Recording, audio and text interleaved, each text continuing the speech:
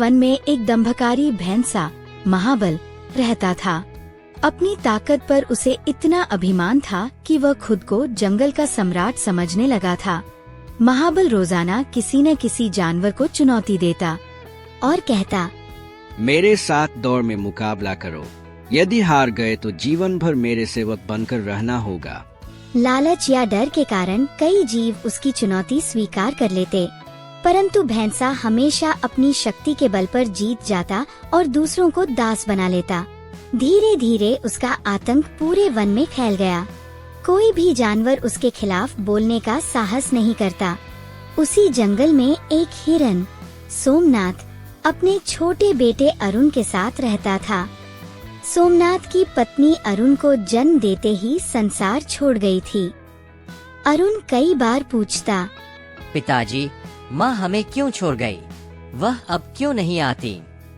सोमनाथ ने भारी मन से कहा, बेटा, तुम्हारी माँ को महाबल भैंसे ने दौड़ की शर्त में हरा दिया था और उसे अपने अधीन कर लिया।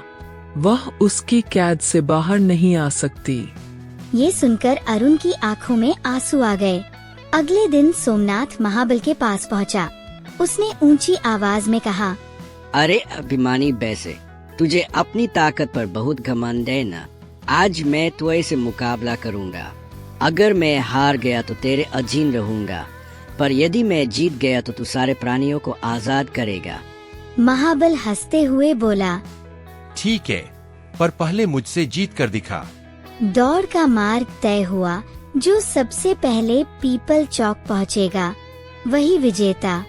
हाथी ने अपनी सूंड से बिगुल बजाया और प्रतियोगिता शुरू हुई।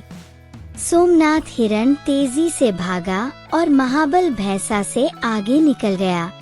जंगल के सारे जानवर उसकी जीत की प्रार्थना कर रहे थे।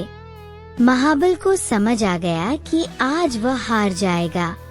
गुस्से में उसने अपने भारी सींगों से सोमनाथ हिरन पर वार कर दिया।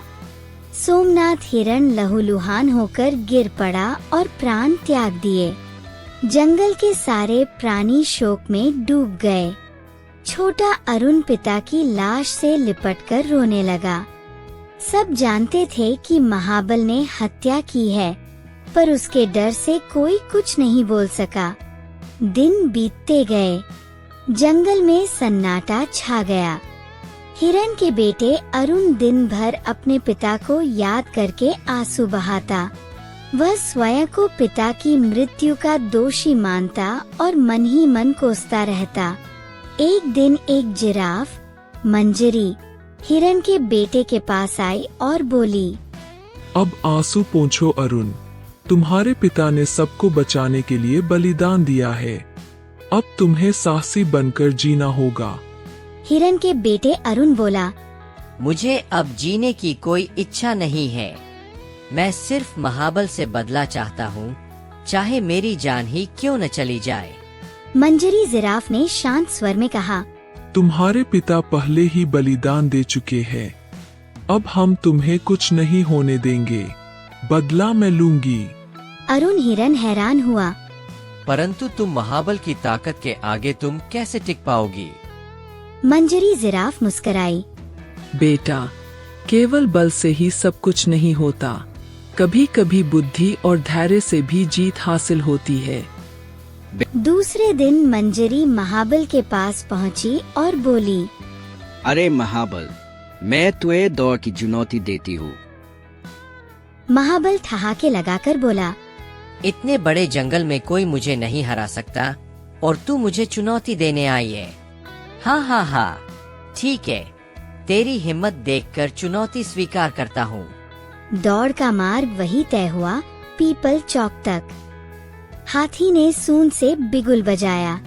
मंजरी और भैंसा ने दौड़ चालू किया। जाते जाते भैंसा थककर पीछे होने लगा, लेकिन मंजरी को कुचलने दौड़ा, परंतु वह दौड़कर आगे निकल गई और उसके सींग पास के पेड़ में फंस गए।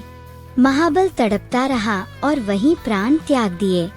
इस प्रकार अरुण का बदला पूरा हुआ और जंगल आजाद हो गया।